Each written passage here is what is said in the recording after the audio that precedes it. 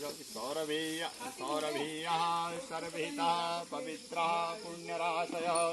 प्रतिगृह्णन्तु मे ग्रासं गावस्त्रैलोक्यमातरः। ॐ हरिः ॐ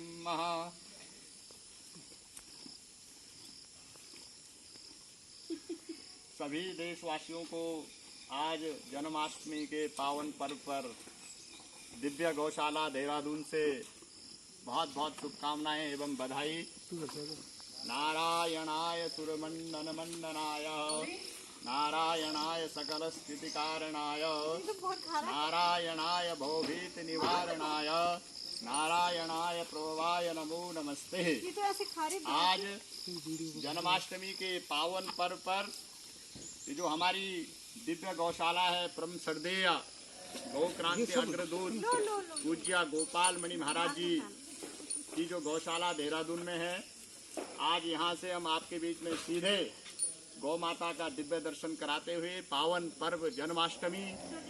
और जैसा कि आप लोग जानते हैं आज यहाँ पर एक ही गाय है, क्योंकि इस समय सभी गौ माताएं जो है जंगल में चरने के लिए जा रखी है। और मैं समझता हूँ कि पूरे देश में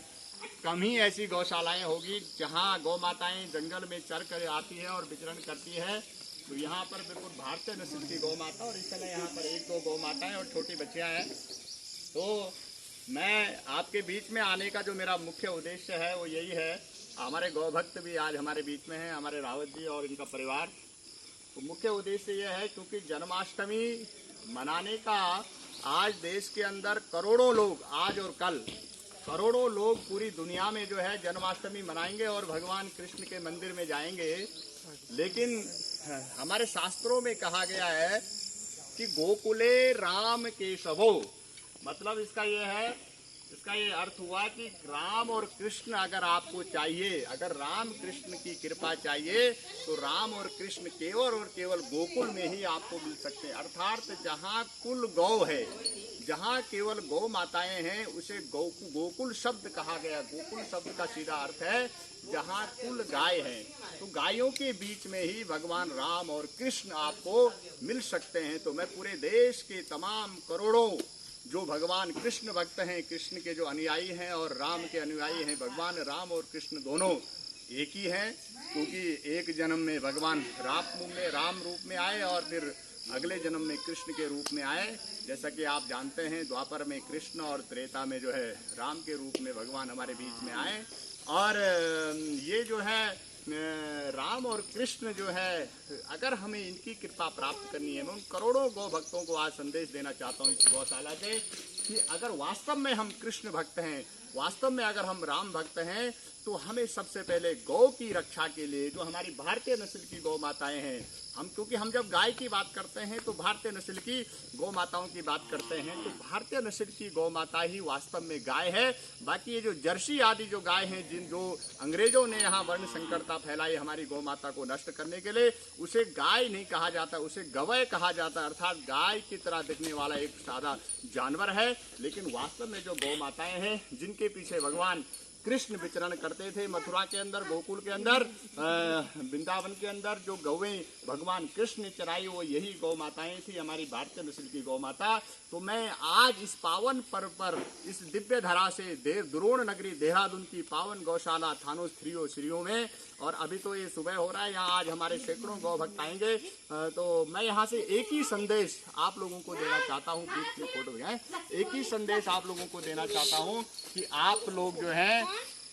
सबसे पहले गौ की रक्षा के लिए आगे आए। सबसे पहले आप अगर चाहते हैं, अगर वास्तव में आप भगवान कृष्ण की कृपा अगर आप चाहते हैं, भगवान राम की कृपा अगर आप चाहते हैं, तो आप जो है गौ की रक्षा के लिए आपको आगे आना होगा। गौ माता को, राष्ट्र माता का सम्मान दिलाने के लिए आपको इस देश के अंदर जो परम श्रद्धेय, जिनका मैंने पहले नाम लिया, क्योंकि उनकी ही अनुकंपा से, उनकी ही प्रेरणा से हम लोग पूरे देश के अंदर, पूरी दुनिया के अंदर गौ माता को, राष्ट्र माता का सम्मान दिलाने के लिए हमारा जो संगठन है भारतीय गौ क्रांति मंच, उस संगठन के बैनर तले परम श्रद्धेय संत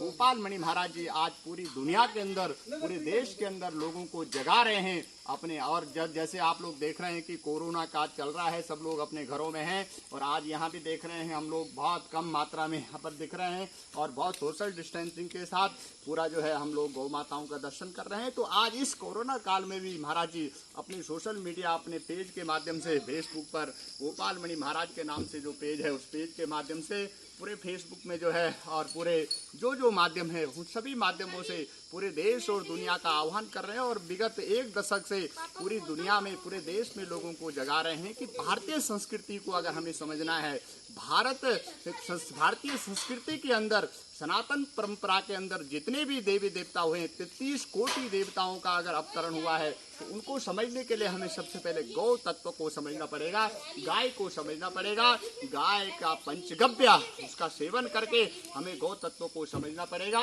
और गाय आध्यात्मिक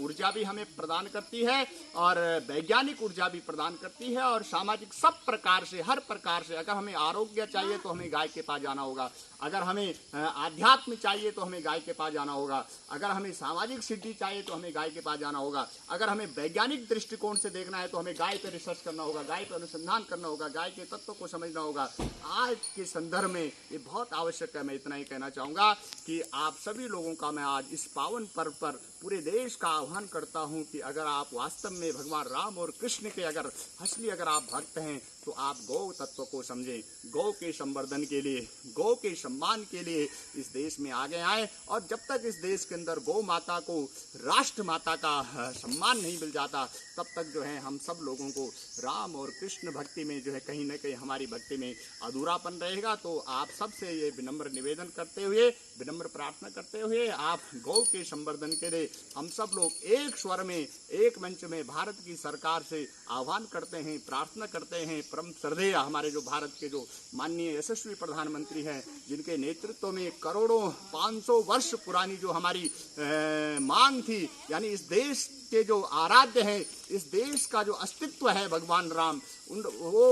अभी 5 अगस्त को आज पूरी दुनिया ने देखा कि हमारे अयोध्या में भगवान राम की जो जन्मभूमि है, वहाँ दिव्य और भव्य राम मंदिर का शिलान्यास हुआ हमारे देश के यशस्वी माननीय प्रधानमंत्री जी के द्वारा। और हमारे उत्तर प्रदेश के जो परम गौभक्त माननीय मुख्यमंत्री जी हैं योगी आदित्यनाथ जी, उनके द्वारा और तमाम संतों के आशीर्वाद से जो है ये